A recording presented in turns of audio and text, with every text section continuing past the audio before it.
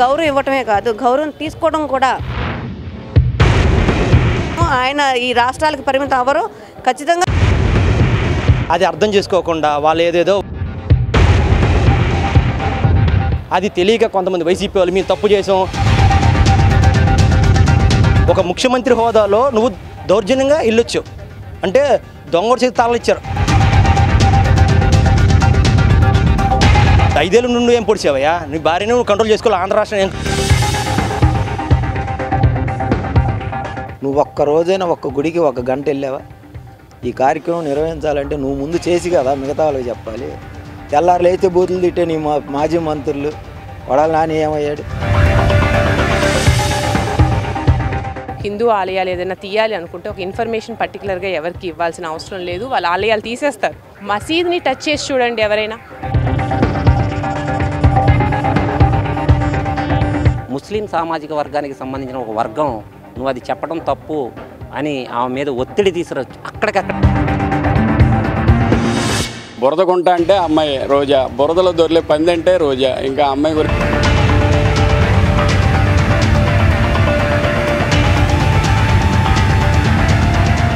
కళ్యాణ్ గారు తిరుపతిలో వారాహి డిక్లరేషన్ ఇచ్చారు సార్, దాని మీద ఎలా స్పందిస్తారు సార్?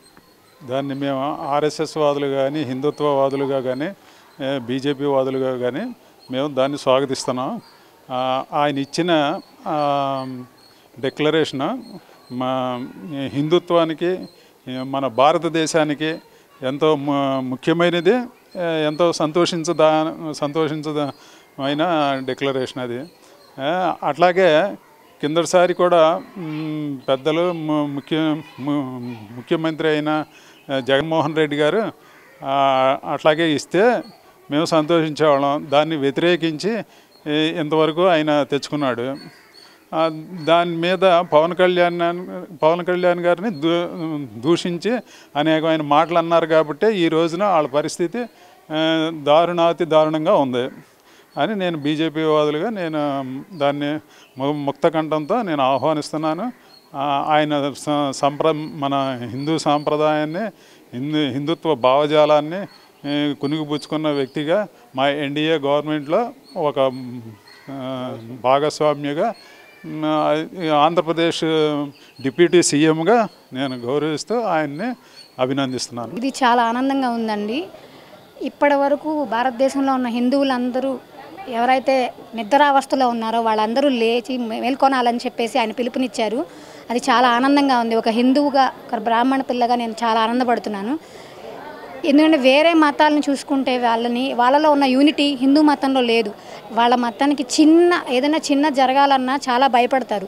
అలాంటిది మన హిందువుల మీద ఎన్ని రకాల దాడులు జరుగుతున్నాయి. గుడులను పడగొడుతున్నారు, విగ్రహాలు ధ్వంసం చేస్తున్నారు, హుండీలు పగలగొడుతున్నారు. ఒకటి కాదు, రథాలు తగలబెడుతున్నారు.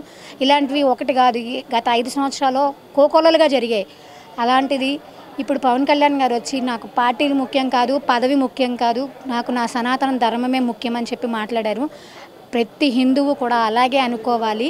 అది వాళ్ళ కర్తవ్యం. ఎలా అయితే నీ తల్లిదండ్రులను చూసుకోవడం నువ్వు కర్తవ్యంగా భావిస్తావో, నీ పిల్లల్ని చూసుకుని నీ పిల్లల్ని పెంచి వాళ్ళకు ఒక భవిష్యత్తు ఏర్పాటు చేయాలని ఎలాగైతే దానిని రెస్పాన్సిబిలిటీగా తీసుకుంటావో, ఒక హిందువు కూడా తన యొక్క సనాతన ధర్మాన్ని, తను ఏ ధర్మంలో అయితే పుట్టాడో వాళ్ళు కూడా ఆ ధర్మాన్ని వాళ్ళ బాధ్యతగా తీసుకుని ఉంటే కనుక ఈరోజు ఉన్న పరిస్థితి మనకి రేపు ఉండకపోవచ్చు. హిందువులందరూ మళ్ళీ ఐక్యం అయ్యి, అంతకుముందు ఎట్లా అయితే హిందువులు మాత్రమే ఉండేవాళ్ళు అట్లాగే ఇప్పుడు కూడా హిందువులందరూ ఐక్యంగా ఉంటే వేరే మతస్థులు వచ్చి మన మీద దాడి చేయడానికి కానీ, మనల్ని ఏదన్నా అనడానికి కానీ వాళ్ళకి అవకాశం లేకుండా చేయొచ్చు. మనం ఖచ్చితంగా హిందువులంతా ఏకం కావాలి. ఎవరి మతం వాళ్ళకి గొప్పే. మన మతాన్ని మనం ప్రేమిస్తాం, పక్క మతాన్ని గౌరవిస్తాం. అలాగే హిందువులకు కూడా అది రావాలి. ఎందుకంటే పవన్ కళ్యాణ్ గారు నిన్న చెప్పారు సభలో, మైనార్టీలు వాళ్ళకున్న యూనిటీ, వాళ్ళకున్న ఇది మనకి రావాలి. గోవిందా అనగానే అందరూ కూడా గోవిందా అనే ఇది స్ఫూర్తి పిల్లలకు కూడా మనం తెలియజేయాలి. ఒక వెంకటేశ్వర స్వామి కాదు, ఎవరైనా సరే హిందూ అనే ఒక వాళ్ళకి పిల్లలకి తెలియజేయాలి. పవన్ కళ్యాణ్ గారు చెప్పింది అంటే మనకు తెలుసు, రానున్న తరాలకు అంతరించిపోయే రోజుల్లో భవిష్యత్తులో కూడా వాళ్ళు గోవిందా అంటే పిల్లలు కూడా గోవిందా అని ఒక్క నిమిషం ఆ దేవుని ప్రార్థించాలని పవన్ కళ్యాణ్ గారు తెలియజేస్తారు. అది మంచి సందేశం అని నేను తెలియజేస్తాను. ఈ ధర్మ పరిరక్షణ కోసం ఎవరు ఈ రోజు వరకు మాట ఎత్తలేదు. అయినా నేను హిందువు అని చెప్పుకోవడానికి కూడా భయపడే భయపడే రోజులుగా ఉంటున్నాయి. కానీ ఇది సనాతన ధర్మం అనేది హిందుత్వం గురించి కాదు, ఒక మానవత్వం కలబోసిన మనిషి ఆయన. అందువల్లే మన ముఖ్యమంత్రి నారా చంద్రబాబు నాయుడు గారు జైల్లో ఉన్నప్పుడు ఎవరు తోడు వచ్చారండి? ఏకైక వ్యక్తి ఈయనొక్కరే లోపలికి వెళ్ళి ఎంతో ధైర్యాన్ని, ఆయనకి సపోర్టు, ఆ రోజు ఇచ్చిన సపోర్టు ఏ రోజుకి కూడా మన దేశ ప్రజలు కానీ రాష్ట్ర ప్రజలు ఎవ్వరూ మరవలేము. అదే మానవత్వం. ఆ ధర్మాన్ని నమ్ముకున్న ఏకైక వ్యక్తి పవన్ కళ్యాణ్ గారు. ఆ ధర్మం కోసం ఎంతకైనా, ఆ ధర్మ పోరాటంలో ఎంతకైనా చేయడానికి ముందంజలో ఉంటారు. ఆయనకి మద్దతుగా మనందరము ఏకంగా వెళ్ళాల్సిన బాధ్యత మనందరిది. మనందరం సమైక్యంగా మన సనాతన ధర్మ పోరాటం కోసం పోరాడాల్సిన అవసరం తప్పకుండా ఉంది. హిందువులంతా ఏకం కావాలి. ఇలా ఆయన దీక్షలో ఎంత దక్షత ఉంటే, లేకపోతే ఎంత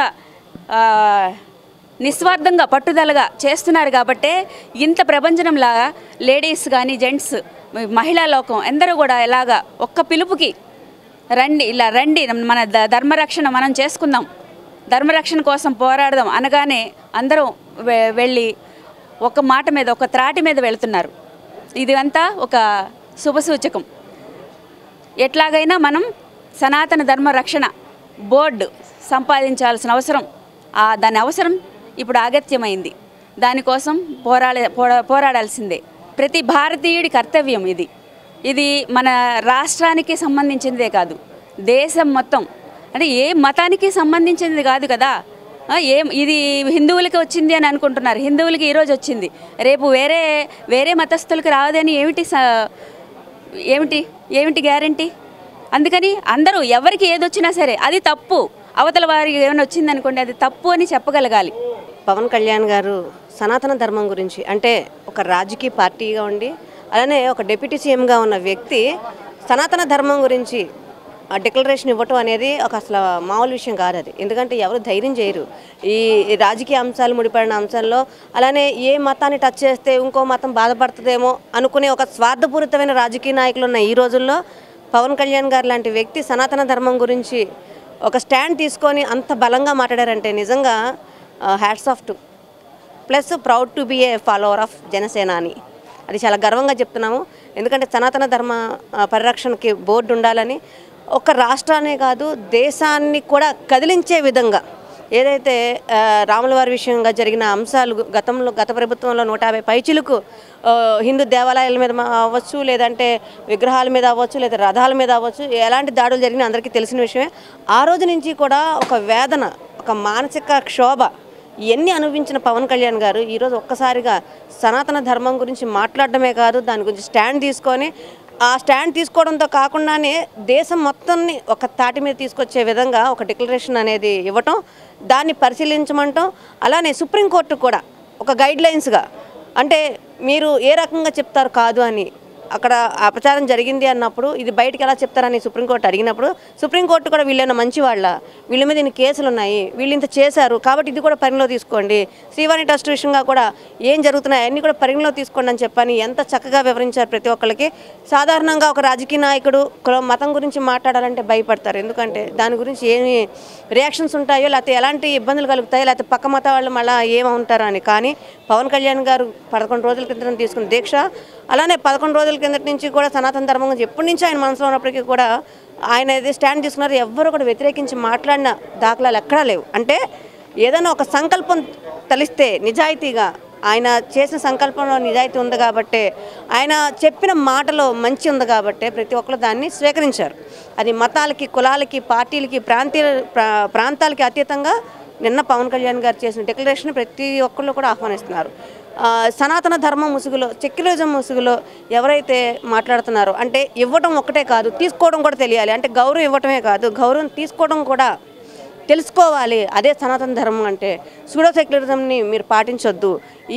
ఇది వసుదైక కుటుంబం అంటే అన్ని కులాలు అన్ని మతాలు కలిసి ప్రశాంతంగా బతికే పరిస్థితుల్లో ఏ మతానికి కష్టం వచ్చినా నేను నిలబడతాను, ఏ మతానికి ఇబ్బంది వచ్చినా నేను ఇదే స్టాండ్ తీసుకుంటానని ఎగ్జాంపుల్స్తో సహా, అంటే ఉదయనిధి లాంటి వ్యక్తులు మాట్లాడిన, వైరస్ లాంటి మాట్లాడిన వ్యక్తుల గురించి అవ్వచ్చు, లేకపోతే రాహుల్ గాంధీ మాట్లాడిన మాటల గురించి అవ్వచ్చు, చాలా స్పష్టంగా ప్రతి ఒక్కరికి అర్థమయ్యే విధంగా ఆయన తీసుకున్న స్టాండ్ ఇటు రాష్ట్ర ప్రజలకి అలాగే అటు దేశంలో ఉన్న మీడియాకి, ఇంటర్నేషనల్ మీడియాకి కూడా అర్థమయ్యే విధంగా ఆయన చేసిన స్పీచ్ ఏదైతే నేను ఉందో ప్రతి ఒక్కరిని కూడా ఆలోచింపజేసింది. ఈరోజు హిందువులుగా బతుకుతున్న మనం కూడా నిజంగా మనం సనాతన ధర్మాన్ని పాటిస్తున్నామా అని ఆలోచింపజేసే విధంగా పవన్ కళ్యాణ్ గారు నిన్న మాట్లాడటం, అలానే సనాతన ధర్మం అంటే ఒక మతం కింద చూసే పరిస్థితి నుంచి సనాతన ధర్మం అంటే ఒక జీవన మార్గం, మన జీవనం ఎలా ఉండాలి, ఎంత ధర్మంగా మనం జీవించాలి అని పవన్ కళ్యాణ్ గారు చెప్పిన విధానం తీసుకుంటే గనక నిజంగా ఈ రోజుల్లో మనం ఎలాంటి పరిస్థితుల్లో ఉన్నాం, ఎక్కడ మానవత్వం అనేది కరువైపోతున్న పరిస్థితుల్లో నిజంగా సనాతన ధర్మాన్ని కనుక మనం పాటించగలిగితే, దానికి మనం మద్దతు ఇవ్వగలిగితే భవిష్యత్ రోజుల్లో ఇలా ఏదైతే మన కొన్ని అంశాలు ఉన్నాయో అంటే మనం జీవించే విధానంలోనే చాలా తేడాలు వచ్చేసినాయి. ఎక్కడ బంధుత్వాలు దేనికి విలువ లేకుండా పోయినాయి. ఇవన్నీ కూడా మళ్ళీ పునరావృతం అయ్యి మళ్ళీ ఇలాంటి సంఘటనలు ఒక దారుణమైన ఒక విషపూరితమైన సమాజంలో కాకుండా ఒక ప్రశాంతమైన జీవనం సాగించడానికి అవకాశం ఉంటుందేమో అన్నంత విధిగా పవన్ కళ్యాణ్ గారు ఒక స్టాండ్ తీసుకోవడం, ఆ స్టాండ్ని అంతే బలంగా ముందుకు తీసుకెళ్ళడం, ఎక్కడ చిన్న అంటే చాలా సూక్ష్మంగా కూడా ఆలోచించి పవన్ కళ్యాణ్ గారు తీసుకునే నిర్ణయాలు, మాట్లాడిన మాటలు ప్రతి ఒక్కరిని కూడా ఆలోచింపజేస్తున్నాయి. ఈరోజు ఒక మతం గురించి మాట్లాడన్నా, ఒక కులం గురించి మాట్లాడన్నా భయపడే పరిస్థితి నుంచి పవన్ కళ్యాణ్ గారు మాట్లాడే మాటల్ని మనసుకు తీసుకుని నిజమే కదా మనం చాలా తప్పు చేస్తున్నామేమో, ఈ మత మార్పిళ్ళు జరుగుతున్న పరిస్థితుల్లో ఎస్ నాకు ఇష్టం, నేను వెళ్తాను అన్న నమ్ముతాను భగవంతుని అందానికి, మీరు ఇక్కడ రావాలి ఇటు రావాలి సో ప్రభువే అంతా అని మత మార్పిళ్ళు చేసే వాళ్ళు కూడా ఈరోజు నిన్న పవన్ కళ్యాణ్ గారి స్పీచ్కి మారే అవకాశం ఉంటుంది. అంటే ఈరోజు ఆయన ఒక మొత్తం అందరికి ఏకం కావాలి ఖచ్చితంగా. ఇది హిందూ దేశం, హిందూ ధర్మం, ఇది ఇక్కడి నుంచి మీరు మత మార్పులు చేసి అంటే ఇది నిజంగా పవన్ కళ్యాణ్ కనుక ఈ స్టాండ్ తీసుకోకపోతే భవిష్యత్తు ఏమయ్యేదంటే ఎక్కడ హిందూ అని చెప్పుకోవడానికి భయపడే పరిస్థితి. అంటే మనకు కొన్ని సంఘటనలు ముస్లిమ్స్ మీద దాడులు జరుగుతున్నాయి, వాళ్ళు ఏదో అంటే హిందూ అంటే ఆ పరిస్థితి హిందువులకు వస్తుంది. హిందూ ఒక జై శ్రీరామ్ అన్నా కూడా కొట్టే పరిస్థితికి ఈ సమాజం మారిపోయే పరిస్థితి ఉంది. అందుకనే పవన్ కళ్యాణ్ గారు ఎన్ని భవిష్యత్తును కూడా ఆలోచించి చాలా బలమైన స్టాండ్ తీసుకున్నారు. నిజంగా ఆ స్టాండ్ తీసుకుంటారని కానీ లేకపోతే ఇలా జరుగుతుందని కానీ ఎవరు ఊహించుంటారు. కానీ ఆయన ఒక రాష్ట్రానికి సంబంధించిన వ్యక్తి కాదు, ఆయన దేశానికి అవసరమైన వ్యక్తి. సో మనం భవిష్యత్తులో కూడా ఆయన ఒక స్థాయిలో చూస్తాము. ఆయన ఈ రాష్ట్రాలకు పరిమితం అవ్వరు, ఖచ్చితంగా దేశానికి ఉపయోగపడే దేశానికి కావాల్సిన వ్యక్తి. ఈ దేశం మార్పు రావాలి అంటే ఖచ్చితంగా అలాంటి వ్యక్తి దేశానికి సంబంధించే ఉండాలి తప్పితే రాష్ట్రాలకు మాత్రం పనికిరారు. ఆయనకి మతాల పట్ల ఎంత గౌరవం ఉన్నదో అనేది చూపించారు. ఇప్పుడు సనాతన ధర్మం గురించి దీక్ష చేస్తుంటే వైసీపీలు ఎక్కిరిస్తున్నారు. ఒకటి, మానవాళికి మేలు జరగాలని, మీరు చేసిన తప్పు మానవాళికి తగలకూడదని ఆయన దీక్ష చేపట్టారు. అది అర్థం చేసుకోకుండా వాళ్ళు ఏదేదో వాగుతున్నారు. ఇప్పుడు మతాలను గౌరవిస్తారు కాబట్టి తిరుపతి ప్రసాదంలో జంతువులది కలిసింది అని అన్నారు తప్ప ఇది అని చెప్పాల. ఇప్పుడు మా ధర్మాన్ని అన్ని మతాలు గౌరవిస్తాయి, అన్ని మతాలలో ప్రసాదాలు తింటారు, మా వల్ల వాళ్ళకి అపచారం జరిగిద్దని వాళ్ళు ఫీల్ అవుతారన్న ఉద్దేశంతో సనాతన దీక్ష చేపట్టి మా తరపున జనాలందరూ ప్రాంతీయ దీక్షలు పెట్టి అందరి తరపున క్షమాపణ అడిగారు. అది తెలియక వాగుతున్నారు. ఇప్పుడు పవన్ కళ్యాణ్ కూడా ఒకటి అన్నారు, మా సనాతన ధర్మానికి ఒక బోర్డు ఉండాలని. అది ఉండాలి కంపల్సరీ. ఇప్పుడు సభలో కూడా అన్నారు, మైనారిటీలు ఎంత ఏకంగా ఉంటారు మేము కూడా అంత ఏకంగా ఉండాలని. ఇప్పుడు మనకు కాదు పక్కన జరిగిందని కాదు, మన వల్ల పక్క కుటుంబానికి కీడు జరగకూడదు, పక్క మతాలకి కీడు జరగకూడదు అన్న ఒక ఉద్దేశంతో ఈ కార్యక్రమంలో సభలో చెప్పడం. కానీ ఆయన దీక్ష చేసి ఒకరిని అడగట్ల, ఆయన దేవుడిని అడగట్ల. దీక్షలో దేవుని కదా అడిగేది ప్రజల్ని, మా వల్ల మీరు తిన్న ప్రసాదం వల్ల మీకు అపచారం జరిగితే మమ్మల్ని క్షమించమని అడిగారు. ప్రజలే దేవుళ్ళని భావించే వ్యక్తి పవన్ కళ్యాణ్ గారు. అందుకనే దీక్ష రూపంలో ప్రజలను అడుగుతున్నారు.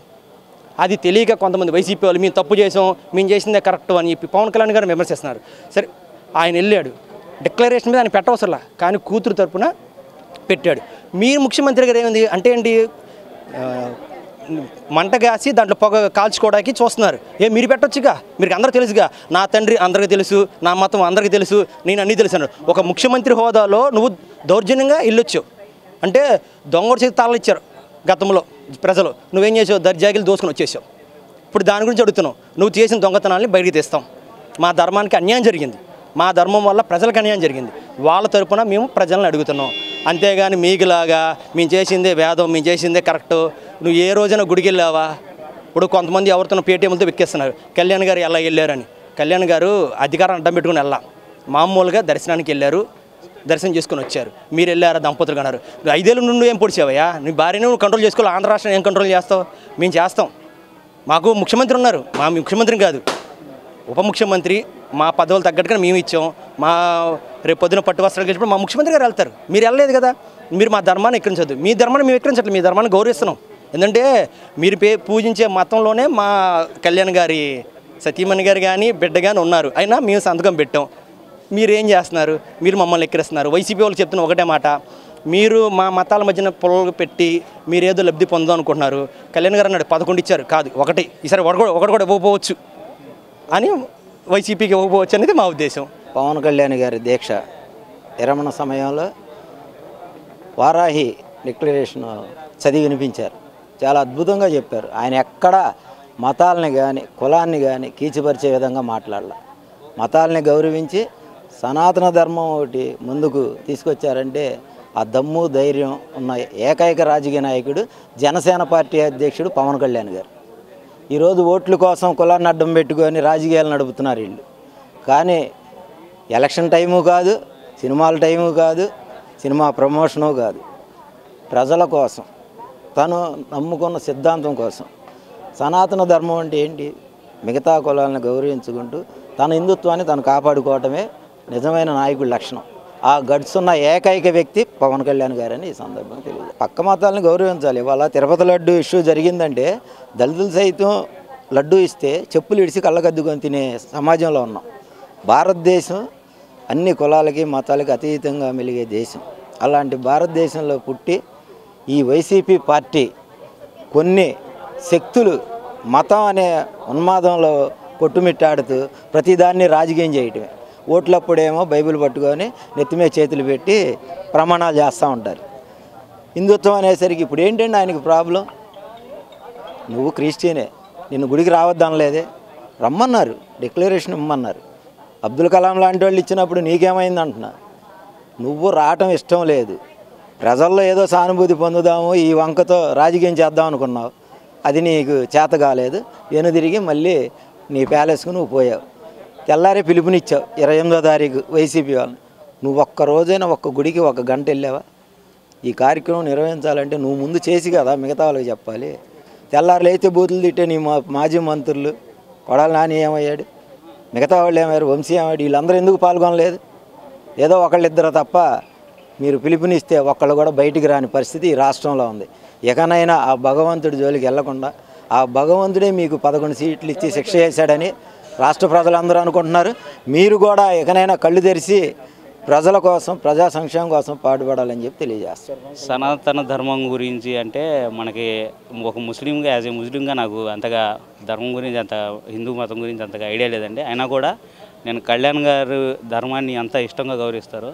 నిన్న కూడా ఆయన మాట్లాడుతూ ముస్లింల గురించి కూడా ప్రస్తావిస్తూ అల్లా వినబడితే, అజాన్ వినబడితే ముస్లిమ్స్ అంతా ఆగిపోతారు, హిందువుల్లో ఆ ఐకమత్యం లేదు, ఆ ఐకమత్యం రావాలని చెప్పి మా ముస్లిమ్స్ని పొగుడుతూ ఆయన చేసిన వ్యాఖ్యలు ఏదైతే ఉందో మా ముస్లిం సామాజిక వర్గాలకు చెందిన గ్రూపుల్లో కూడా బాగా వైరల్ అయింది. అది కళ్యాణ్ గారి మీద ముస్లింలకు కూడా అపారమైన ప్రేమ, అభిమానం, ఆప్యాయతలు పెరిగినాయి అని చెప్పి నేనైతే భావిస్తున్నానండి. పవన్ కళ్యాణ్ గారు ఒక వర్గానికో, ఒక కులానికో, ఒక మతానికో కొమ్ము కాసే వ్యక్తి కాదండి. ఆయన అందరూ బాగుండాలని చెప్పి కోరుకునే వ్యక్తి. మా ముస్లిమ్స్లో సిరాజుల్ రెహమాన్ అని చెప్పి ఒకసారి ఆయన గురించి బాగా అత్యద్భుతంగా చెప్పారండి. ఒక విషయము, సమాజంలో 4 రకాల వ్యక్తులు ఉంటారని చెప్పి, 3 రకాల వ్యక్తులే ఉంటారని చెప్పి, 4వ వ్యక్తి పవన్ కళ్యాణ్ గారు. అది ఎలాగంటే ఏ వ్యక్తి అయినా కూడా స్వతహాగా తన గురించి ఆలోచించుకునే స్వార్థపరులు ఉంటారు. ఇంకో రకం ఏమో తన కుటుంబం బాగుంటే చాలు అనుకునే రకం ఉంటారు. ఇంకో రకం నేను నా సమాజం బాగుంటే బాగుండిద్ది, ఆ సమాజంలో నేను ఒకరిని అయితే బాగుండిద్ది అనుకుంటారు. కానీ పవన్ కళ్యాణ్ గారు అలా కాదండి. నేను ఏమైపోయినా పర్లేదు, సమాజం బాగుపడాలని కోరుకునే ఏకైక వ్యక్తి, ఆ 4వ రకం వ్యక్తి పవన్ కళ్యాణ్ గారు.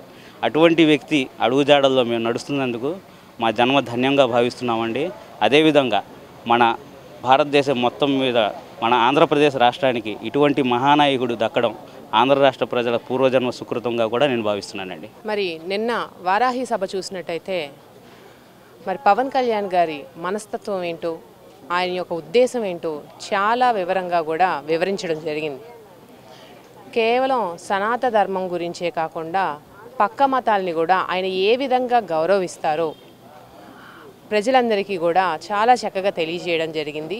మరి సనాతన ధర్మం యొక్క ప్రాముఖ్యతని, విలువని కూడా అందరూ గుర్తించాలని చెప్పి ఎవరి మతాన్ని వాళ్ళు ప్రేమించుకుంటూ పక్క మతాన్ని గౌరవించాలనే ఒక సూక్తిని పవన్ కళ్యాణ్ గారు ప్రజల్లోకి బలంగా తీసుకెళ్లారు ఈ మీటింగ్తో అని కూడా మేమందరం భావిస్తున్నాము. అదేవిధంగా సనాతన ధర్మం మన పూర్వీకుల నుంచి కూడా ఎన్నో యుగాల నుంచి కూడా ఉన్న సనాతన ధర్మం ఇది. ఈరోజు మొన్న వచ్చిన ధర్మాలు కాదు. ప్రతి ఒక్కళ్ళు కూడా ఇది దృష్టిలో పెట్టుకోవాలి. ఎవరి మతం వాళ్ళకి ఖచ్చితంగా గౌరవిస్తారు. పక్కన వాళ్ళు కూడా, పక్క మతస్థులు కూడా ఇలాంటి గౌరవాన్ని మనం ఇస్తే, మనం ఉన్నది మన దేశం భారతదేశం. మరి అన్ని మతాలని కూడా కలుపుకుపోయే దేశంలో మనం ఉన్నాం కాబట్టి ప్రతి ఒక్క మతాన్ని కూడా గౌరవించుకొని ముందుకు సాగాలి. మరి పవన్ కళ్యాణ్ గారు కూడా తన మతాన్ని తను ప్రేమిస్తారు కాబట్టి ఈరోజు సనాతన ధర్మం గురించి ఇంత గట్టిగా అందరికీ కూడా తీసుకెళ్లాల్సిన పరిస్థితి ఉందని చెప్పి ప్రతి ఒక్కరిని మేల్కొల్పడం జరిగింది. అదేవిధంగా కల్తీ నెయ్యి వాడిన విషయం నిజంగా హిందువులందరినీ కూడా ఎంతో మనోభావాలను దెబ్బతీసిన విషయం. మరి ఇది ఈ రోజున మన ఆంధ్రప్రదేశ్లోనే కాదు, దేశవ్యాప్తంగా మరి ఏడుకొండల స్వామిని మనస్ఫూర్తిగా ప్రేమించే ఎవరైనా కూడా ఈరోజు కన్నీటి పెట్టుకున్న వసంతం పరవశం చూసాం మనం ఈ రోజున. మరి ఈ రోజున అలాంటి ఒక సంఘటన పునరావృతం కాకుండా మరి పవన్ కళ్యాణ్ గారు ఈ విధంగా ప్రజల్లోకి తీసుకెళ్తే ప్రజలందరూ కూడా అవగాహనతో మన మతాన్ని గౌరవిస్తూ మరి దేవుడి యొక్క విలువల్ని కాపాడుకుంటూ ముందుకెళ్తారని కూడా పవన్ కళ్యాణ్ గారి ఉద్దేశం. మేమందరం కూడా ఆయన వెనకే నిల్చొని ఈ రోజున అన్ని మతాలకి గౌరవిస్తూ ఎవరి మతాన్ని వాళ్ళు మనం ప్రజల్లోకి తీసుకెళ్తే మంచిగా ప్రజలందరూ కూడా ఈ రోజున పవన్ కళ్యాణ్ గారు చెప్పిన విధంగా నడుచుకుంటే అందరికీ కూడా మంచి జరుగుతుందని చెప్పి కూడా తెలియజేస్తున్నాం. మరి ఈ రోజున మనం పక్కన ఏదైనా ఎందుకు మన విజయవాడలోనే జరిగిన సంఘటన చూసుకుంటే, మన ఆలయాలు తీసేయాలంటే ఒక ఇన్ఫర్మేషన్ ఉండదు. హిందూ ఆలయాలు ఏదైనా తీయాలి అనుకుంటే ఒక ఇన్ఫర్మేషన్ పర్టికులర్గా ఎవరికి ఇవ్వాల్సిన అవసరం లేదు, వాళ్ళ ఆలయాలు తీసేస్తారు. మరి అదేవిధంగా ఒక ముస్లిం యొక్క మసీద్ని టచ్ చేసి చూడండి ఎవరైనా, వాళ్ళు వేల మంది ఈ రోజున వచ్చి పోరాటానికి వస్తారు. వాళ్ళల్లో ఉన్న యూనిటీ మన హిందూ ధర్మంలో ఎందుకు కోల్పోతున్నాం? మంది ఎక్కువైతే మజ్జిగ పల్సన ఇద్దని చెప్పి సామెత గుర్తొస్తుంది. హిందువులందరూ కూడా మేల్కొనండి. మన యొక్క విలువల్ని మనమే తగ్గించుకుంటున్నాం. ఇదందరూ కూడా గుర్తుపెట్టుకోండి. పవన్ కళ్యాణ్ గారు ఏ మాట మాట్లాడినా కూడా దాని వెనకల పరమార్థం చాలా ఉంటుంది. హిందువులందరూ ఇది దృష్టిలో పెట్టుకొని మరి రాబోయే తరాలకి మనం సనాతన ధర్మం గురించి మన విలువల్ని తెలియజేయాలంటే ముందుగా పెద్దవాళ్ళుగా మనం ఈ విలువల్ని కూడా పాటించాల్సిన పరిస్థితి ఉంది. ఖచ్చితంగా అండి. యావత్ భారతదేశంలో హిందూ దేశం ఇది, హిందుస్థాన్ అనేవాళ్ళు. అయితే మధ్యకాలంలో రాజ్యాంగంలో మార్పులు చేసి లౌకిక దేశంగా సవరణ చేయడం జరిగింది. ప్రపంచంలో ముస్లిమ్స్కి కానీ క్రిస్టియన్స్కి కానీ దేశాలు సపరేట్గా ఉన్నాయి తప్ప ఒక్క హిందువులకి ఏ ఒక్క దేశం కూడా లేదు. మొన్నటిదాకా నేపాల్ ఉంది కదా అని సంతోషపడేవాళ్ళం. నేపాల్ని కూడా సెక్యులర్ చేసేసారు. దానివల్ల ఇక్కడ ఎవరైతే ఇక్కడ ఏమైపోతుందంటే మైనారిటీలు అనే పేరుతో మెజారిటీ పీపుల్కి అన్యాయం జరుగుతుంటే మాట్లాడనివ్వకుండా సూడో శక్తులు నొక్కేస్తూ ఉన్నాయి. ఇప్పుడు అందరూ అనుకుంటుంది ఏంటంటే ఒక లడ్డూ మీద విషయం అనుకుంటున్నారు. లడ్డూ ఒకటి కాదండి. గత ప్రభుత్వంలో అనేక దేవాలయాల మీద దాడి జరిగింది. ఎందుకంటే నేను బలంగా చెప్పగలను, రథం తగలపడినప్పుడు ఫస్ట్ ఎఫ్ఐఆర్ కాపీ మేమే ఫీల్ చేసాం. ఎందుకు చెప్పగలుగుతున్నానంటే నేను కేసరియా హిందూ వాహిని జాతీయ కార్యదర్శిని. నేను దాన్ని అమిత్ షా గారి దృష్టికి తీసుకెళ్ళడం జరిగింది. ఆయన సిబిఐ ఎంక్వైరీ కోరమని చెప్తే నేనే ప్రెస్ మీట్ పెట్టడం జరిగిందండి. దానికి వెంటనే సెంట్రల్ నుంచి ఒత్తిడి వచ్చిందని చెప్పి ప్రభుత్వం ₹1,00,00,000తో మేము చేపిస్తామని చెప్పి అనౌన్స్ చేసి రథం చేపించడం జరిగింది. దీనికి తగ్గట్టు గుడివాడ మంత్రి గారు సిమెంట్ దిమ్మలే కదా, రాళ్లే కదా, ఇరిగిపోతే ఏమైద్ది అంటే ప్రజల మనోభావాలు, హిందూ దైవత్వంకి సంబంధించిన మనోభావాలు. అలాగే ఇక్కడ ఒక్కచోటే కాదు, రీసెంట్గా ఇప్పుడు కొత్తగా ఎన్నికైన ఢిల్లీ ముఖ్యమంత్రి గారు రామ్నగర్ అనే ఒక ఏరియాలో ఒక స్కూల్ దగ్గర ఒక బహిరంగ సభ చిన్నది ఏర్పాటు చేయడం జరిగింది. ఆ బహిరంగ సభలో మాట్లాడుతూ ఆమె వెళ్ళగానే నార్త్ ఇండియాలో ఏంటంటే పలకరింపుకి మనం ఇక్కడ నమస్కారం అనో లేకపోతే పలకరింపు జరుగుతూ ఉంటుంది. నార్త్ ఇండియాలో ఏమైందంటే జై శ్రీరామ్ అని పలకరింపు జరిగింది. ఆమె మైక్లో రాగానే ప్రజల్ని పరిచయం చేసుకుంటూ జై శ్రీరామ్ అన్నారు. ఒక ముస్లిం సామాజిక వర్గానికి సంబంధించిన ఒక వర్గం నువ్వు అది చెప్పడం తప్పు అని ఆమె మీద ఒత్తిడి తీసుకురొచ్చు అక్కడికక్కడే బహిరంగ సభలో ఆమె క్షమాపణ చెప్పి, అంటే ఒక భారతదేశంలో హిందూ మెజారిటీ పీపుల్ ఉన్న ప్రదేశంలో జై శ్రీరామ్ అనే నినాదాన్ని కూడా పలకరించలేని పరిస్థితికి, దౌర్భాగ్య స్థితికి మన భారతదేశంలో ఒక సూడో శక్తులు అందరూ తీసుకెళ్ళి దాన్ని ధ్వంసం చేస్తూ ఉన్న పరిస్థితి. పవన్ కళ్యాణ్ గారు ఏమడుగుతున్నారంటే ఈ రాజ్యాంగంలోనే ఒక సవరణ చేసి ఒక ఖచ్చితమైన ఈ సనాతన ధర్మాన్ని కాపాడటానికి ఒక కమిటీలాగా ఏర్పాటు చేసి ఒక సంస్థని ఏర్పాటు చేసి మన దేవాలయాల్ని హిందూ సనాతన ధర్మాన్ని కాపాడటానికి తీసుకోవాలనే నిర్ణయాన్ని ప్రజలందరూ స్వాగతిస్తూ ఉన్నారు. మేము కూడా స్వాగతిస్తూ ఉన్నాం. దానికి అండగా నిలబడటానికి ఎంత దూరమైనా సార్ చెప్పారు ప్రాణత్యాగాలకైనా మేము సిద్ధంగా ఉన్నామని చెప్పి ఈ సందర్భంగా తెలియజేస్తూ, పవన్ కళ్యాణ్ గారు ఏదైతే తిరుపతి లడ్డు అపవిత్రమైన అంశం దగ్గర నుంచి హిందూ ధర్మం అనేది సనాతనమైన ధర్మం, అన్ని ధర్మాలు ఒకటే, అన్ని మతాలు ఒకటే అనే ఆదర్శం మీద పవన్ కళ్యాణ్ గారు నిన్న తిరుపతిలో వారాహి సభ నిర్వహించారు. ఆ సభలో కూడా ముఖ్యంగా ఆయన చెప్పింది అన్ని మతాలు అన్నిటిని గౌరవిస్తూనే హిందూ ధర్మాన్ని మనం ముందుకు తీసుకెళ్ళాలి. హిందూ ధర్మానికి అగౌరవపరిస్తే కనుక ప్రజలందరూ కూడా ఏకతాటి మీద దాన్ని వ్యతిరేకించాలనే దాని మీదే పవన్ కళ్యాణ్ గారు ఆ యొక్క సనాతన ధర్మం మీద మాట్లాడారు. కాబట్టి మనందరం కూడా ఏదైతే మనందరం హిందువులు, ఇది భారతదేశం అనేది హిందూ దేశం, ఈ దేశంలో మన ధర్మానికి వ్యతిరేకంగా ఎవరన్నా చేసినా కానీ ఆ ధర్మాలని మనందరం కూడా పాటించాలి, అలాగే కాపాడాలనే ఉద్దేశంతో పవన్ కళ్యాణ్ గారు ఏ రాజకీయ పార్టీ, ఏ రాజకీయ నాయకుడు కూడా ఒక ధర్మాన్ని మీదేసుకుని వచ్చే పరిస్థితులు ఈ రోజుల్లో లేవు. కానీ పవన్ కళ్యాణ్ గారు మన హిందూ ధర్మం మీద ఉన్న ప్రేమతో, అలాగే అన్ని ధర్మాలని అన్ని మతాలను గౌరవిస్తూనే మన హిందూ ధర్మం మీద వ్యతిరేకంగా జరిగింది కాబట్టి ఆయన నిన్న సనాతన ధర్మం మీద తిరుపతిలో వారాహి సభ నిర్వహించారు. ప్రజలందరూ కూడా హర్షిస్తున్నారు. ప్రజలందరూ మన హిందూ సాంప్రదాయ ప్రకారం ప్రజలందరూ కూడా సౌమ్యంగా ఉంటారు. అన్నిటికీ ప్రజలు రోడ్డు మీద రాలేకపోవచ్చు, కానీ పవన్ కళ్యాణ్ లాంటి వ్యక్తి ఆయన ఈ రోజున వచ్చి హిందూ ధర్మానికి మద్దతుగా నిలిచినందుకు ముఖ్యంగా మా జనసేన పార్టీ అధ్యక్షులు పవన్ కళ్యాణ్ గారికి హిందూగా మేము అందరం కూడా గౌరవిస్తున్నాం. కాబట్టి అదేవిధంగా మేము అన్ని మతాలను కూడా గౌరవిస్తామని చెప్పి తెలియజేస్తాం. సంతోషిస్తున్నాం. మేము ఆర్ఎస్ఎస్ వాదులుగా కానీ హిందుత్వ భావన కలిగిన హిందూ కుటుంబాల పరంగా కానీ మేము అందరం సంతోషంగా ఆహ్వానిస్తున్నాం. ఆయన్ని సనాతన ధర్మం వీటి గురించి ఆయన మాట్లాడటం కూడా సంతోషమే. అసలు మా భావజాలం అంతా భారతదేశం కానీ హిందూ దేశ పరంగా చూసినా కానీ ఆయన దేశపరంగా కూడా ఇప్పుడు కొద్దిగా ఈ ఎన్డీఏ వైస్ చైర్మన్గా ఉన్న సమయంలో ఇలాంటి కార్యక్రమాల్లోకి ముందుకు రావడం ఆహ్వానిస్తున్నాం. మోడీ గారు కోరుకుంది కూడా ఇదే ఫస్ట్ నుంచి. డిక్లరేషన్ అనేది ఆ అమ్మాయి ఏదో అందని మేము పట్టించుకోవట్లేదు అసలు ఆ విషయాలు, ఆ అమ్మాయి గురించి. మరి మేము కూడా ఆ అమ్మాయిలా మాట్లాడాల్సి వచ్చుద్ది, అందుకని మాట్లాడడం. బురదగుంట అంటే అమ్మాయి రోజా, బురదలో దొరికే పంది అంటే రోజా. ఇంకా అమ్మాయి గురించి మనం మాట్లాడుకోవడం అనవసరం అని మా భావన. వారాహి అమ్మవారికి ఆయన భక్తుడిగా ఉండి ఆ వారాహి దీక్ష చేయటం అనేది ఒక విషయం అయితే, ఆయన వారాహి దీక్ష విరమించుకున్నా కానీ ఆయన నిత్యం కూడా నేను హిందూ కార్యక్రమాల్లోనే ఉంటాను. అసలు ఆయన ప్రచార రథం కూడా వారాహి అని పెట్టుకున్నారు. వారాహి యాత్ర విజయవంతమైంది. అదేవిధంగా వారాహి అమ్మవారిని ఆయన నిత్యం కొలవటం, ఈ ఉపవాస దీక్షలు కానీ ఇవన్నీ నిత్యం చేయటం ఏంటంటే ఆయన అమ్మవారి భక్తుడిగా ఇప్పుడు ప్రజల్లో మంచి భావన కలిగించారు. అదే కాకుండా మనకి ఎక్కువ శాతం హిందూ భావన కలిగిన కుటుంబాలు చూస్తే కనుక ఎక్కువ బీసీ ఎస్సీ సామాజిక వర్గాలు కన్వర్టెడ్ అంటారు, కానీ ఓసీ అంటే కమ్మ నుంచి కాపు కుటుంబాల నుంచి ఎక్కువ శాతం అసలు ఈ కన్వర్షన్ అనేది ఉండదు. హిందూ సామాజిక భావనే ఉంటుంది. వాళ్ళు ఏ కమ్యూనిటీ అయినా ఏ కార్యక్రమాల్లో ఉన్న పార్టీ కార్యక్రమాల్లో ఎక్కువ శాతం ఈ అమ్మవారు ఏంటంటే అమ్మవారినే కొలుస్తారు. ఎక్కువ శాతం వాళ్ళు అసలు కన్వర్టెడ్ కాదు. వాళ్ళందరూ కూడా యాంటీ పవన్ అనేవాళ్ళు ఒకప్పుడు అమ్మవారు అంతా. కానీ ఇప్పుడు అమ్మవారి భక్తుడిగా ఆయన్ని అందరూ ఆహ్వానించి ఇప్పుడు మాకు పవన్ కళ్యాణ్ అంటే ఇష్టం అనే స్థాయికి వాళ్ళు సమాజంలో సమాధానంగా వాళ్ళందరూ సపోర్ట్గా ఉంటున్నారు. వాళ్ళల్లో ముఖ్యులు మేము విజయవాడ నగరంలో దరిదాపు మేము 18 మంది ముఖ్యులతో మాట్లాడాం. వాళ్ళందరూ కూడా పవన్ చాలా బెటరు, చంద్రబాబు గారి తర్వాత ఆయన తప్ప ఎవరు లేరనే స్థాయిలో వాళ్ళు మాట్లాడుతున్నారంటే ఇది సంతోషించదగ్గ విషయం. వారాహి దీక్షని వారు విరమించారని మనం అనుకుంటున్నాం, కానీ ఆయన కంటిన్యూ చేస్తారనే మా భావన. తప్పకుండా అది, ఎందుకంటే ఫస్ట్ నుంచి హిందుత్వ భావన అనేది అందరిలో ఉంది. వాళ్ళు కొన్ని ఏదో మన గతంలో ఉన్నటువంటి ఆచార సంప్రదాయాల వల్ల పెద్దలు పూజ్యులు వీళ్ళు మన పంతులు గారు వీళ్ళు ఏమన్నా చిన్న చిన్న మాటలు ఏమన్నా అంటే వాళ్ళు ఏదో కొద్దిగా కుటుంబ భేదాల్లాగా వాళ్ళు దూరం అయ్యారు తప్ప మళ్ళీ వెనక్కి తిరిగి మళ్ళీ మా కుటుంబంలోకి మేము వస్తాము, మా సంప్రదాయంలోకి మేము వస్తామని వాళ్ళు క్రిస్టియన్ ఆచారాలు చర్చి సంప్రదాయాలకు వెళ్ళినా కానీ తిరిగి మళ్ళీ ఇదే సంప్రదాయంలోకి వస్తున్నారు. వాళ్ళు ఆలయ ప్రవేశాలు కూడా చేస్తున్నారు. గ్రామాల్లో మేము ఎన్టీఆర్ జిల్లా మొత్తం పర్యటన చేస్తూనే ఉన్నాం.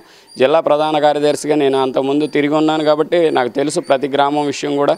మనకి మన ఇటువైపు జగ్గైపేట ప్రాంతాల్లో ఉన్న చాలా ప్రాంతాల్లో కూడా ఆ మధ్య దాడులు జరగడం అవి జరిగినాయి. కనుక హిందుత్వం అనేది ఏకత్వం అనేది అవుతుంది అని అనడానికి అదే ఒక ఉదాహరణ, అతని దాడే ఉదాహరణ. ఎందుకంటే హిందువులందరూ కూడా ఇప్పుడు మనం మళ్ళీ మన సమాజాన్ని మనం నిలబెట్టుకోలేకపోతే, ఏకకట్టడిగా ఉండకపోతే ఇలాంటి దాడులు జరుగుతాయని వాళ్ళు ఒక నిర్ణయానికి వచ్చి మళ్ళీ వెనక్కి వస్తున్నారు. అలాగే కన్వర్ట్స్లో మనకి ముస్లిమ్స్గా వెళ్ళిన వాళ్ళు కూడా ఉన్నారు, మ్యారేజెస్ చేసుకుని వాళ్ళు కూడా వెనక్కి తిరిగి వచ్చి మళ్ళీ మన సంప్రదాయం బాగుంది అనే ఆలోచనలో ఉన్నారు. అలాగే పవన్ కళ్యాణ్ గారిని వీళ్ళందరూ సపోర్ట్ చేస్తున్నారు, అది సంతోషించదగ్గ విషయం.